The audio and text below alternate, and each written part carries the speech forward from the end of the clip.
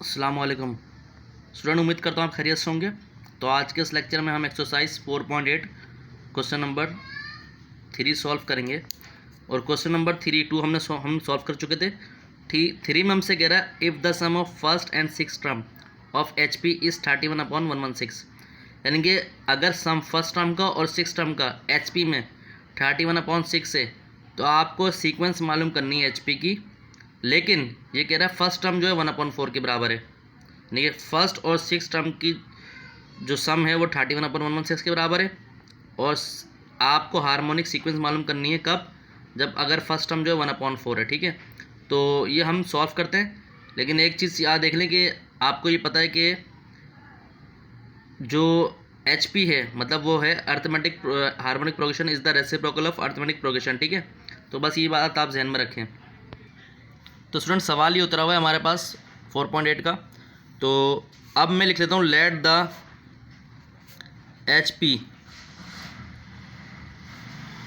Of sequence, harmonic progression की sequence जो होती है वो होती है 1/A1 comma 1/A1 plus D. ये वही है फर्स्ट जिस तरह आप अर्थमेटिक प्रोग्रेशन लिखते हैं 1/A1 प्लस 2D। ये तीन ही काफ़ी हैं। ठीक है, आप चाहें तो चार भी लिख सकते हो, A1 प्लस 3D कर लिएगा। तो ये आप लिख सकते हैं अकॉर्डिंग टू गिवन कंडीशन।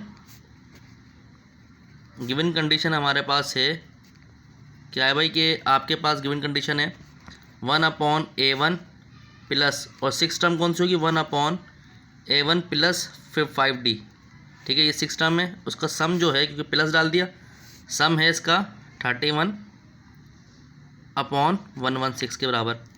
ठीक है भाई, ये हमारे पास सम दिया हुआ है। अब हमें पता है फर्स्ट टर्म जो दी हुई है A1 हमें दिया हुआ है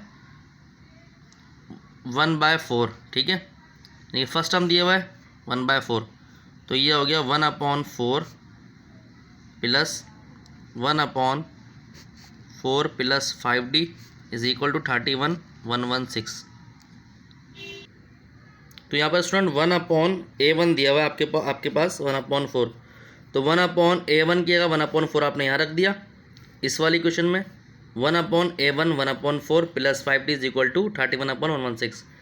अब 1/4 प्लस 5D ऐसी रहा 31/116 माइनस 1/4, ये 1/4 आप इक्वल टू किस तरफ ले गए, तो 1/4 प्लस 5D ऐसी रहा। इधर अगर आप एलसीएम लेंगे 116 और 4 का तो आप देख लीजिएगा 116 आएगा, तो 116 से 116 कैंसिल, तो ऊपर बचा 31 माइनस। अब 4 के टेबल में जो 116 आता है वो 29 टाइम आता है, तो 29 1 से मल्टीप्लाई होगा न्यूमरेटर से, तो 29 ही बन जाएगा। 1 से जो भी चीज़ मल्टीप्लाई होगी वही आएगी। तो ये हो गया 1/4 plus 5D is equal to 2/116। अब आप चाहें तो इसको डिविजिबल है 2 से, 2 1 ज़ा 2, 2 5 ज़ा 10 और 1 इधर लगा 16 हो गया, 2 8 ज़ा 16, तो ये हो गया 1/58। ठीक है, ये हो गया। अब हम क्या करते हैं, इसको रेसिप्रोकल ले लेते हैं। तो हमारे पास 4 plus 5D is equal to 58 के बराबर आ गया। तो यहाँ पे 5D is equal to 58 minus 4, तो 5D इज इक्वल टू 54। सही है। अब D की वैल्यू जो आएगी यहाँ पर वो आएगी 54/5, यानी कॉमन डिफरेंस आ गया 54/5। ये जो D है हमने D इस वजह से रेसिप्रोकल लिया यहाँ पर, रेसिप्रोकल इसलिए क्योंकि हमें D की वैल्यू चाहिए, तो कॉमन डिफरेंस हमारे पास 54/5 आएगा। तो अब हमारे पास सीक्वेंस थी 1/A1 comma 1/A1 plus D 1/A1 plus 2D। ठीक है, ये है। अभी तीन ही निकाल लेते हैं, आप चाहें तो चौथी भी निकाल लेगा, वो होगी 1/A1 प्लस 3D। मैं अभी तीन का निकाल रहा हूँ। तो 1/A1 जो है हमारे पास 1/4 थी, आ गया भाई। 1/A1 थी हमारे पास 4 प्लस जो कॉमन डिफरेंस है वो आया 54/5, तो ये 54/5 कॉमा 1 ऐसी रहा, ये A1 है 4 प्लस 2 ऐसी रहा, ये हो गया 54/5। अब आप थर्ड निकाल लिया खुद ही, तो 1/4 ऐसी रहा, ये 1 जब 5 इससे मल्टीप्लाई होगा 4 से, तो पहले तो 5 एलसीएम ले लें, फिर 5 4 ज़ा 20 प्लस 54, ये हो गया कॉमा 1 ऐसी रहा 4 ऐसी रहा, और ये 2 का टेबल में 2 × 54, तो ये हो गया 108/5। तो इसका एलसीएम ले लिएगा दोबारा इधर, सही है। तो ये हो गया, यहाँ तो हो गया 1/4 कॉमा, जब 5 ऊपर आ जाएगा ये डिवाइड और यहाँ पर 1 से मल्टीप्लाई होगा, और ये 20 + 54 तो ये हो जाएगा 74 कॉमा। अब देखें इसको इधर सॉल्व कर लेते हैं। जब 1 AC है 5 LCM आ गया, सॉरी 5 LCM आ गया नीचे, तो इसको इधर सॉल्व करते हैं। बल्कि 1 AC लिखा हुआ है,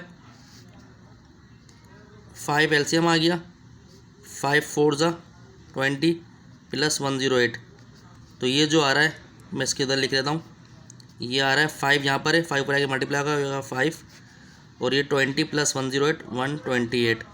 तो हमारे पास जो वैल्यू आई वो आई 1/4 5/74 और 5/128। ये हमारे पास अर्थ हार्मोनिक प्रोग्रेशन की सीक्वेंस आ गई। तो उम्मीद करता हूँ लेक्चर आपको समझ आया होगा। अगर हमारा लेक्चर समझ आया, लाइक और सब्सक्राइब करें, अपने दोस्त यारों में शेयर करें। मज़ीद वीडियोज़ आपको मिलती रहेंगी। अपना ध्यान रखें। अस्सलाम वालेकुम।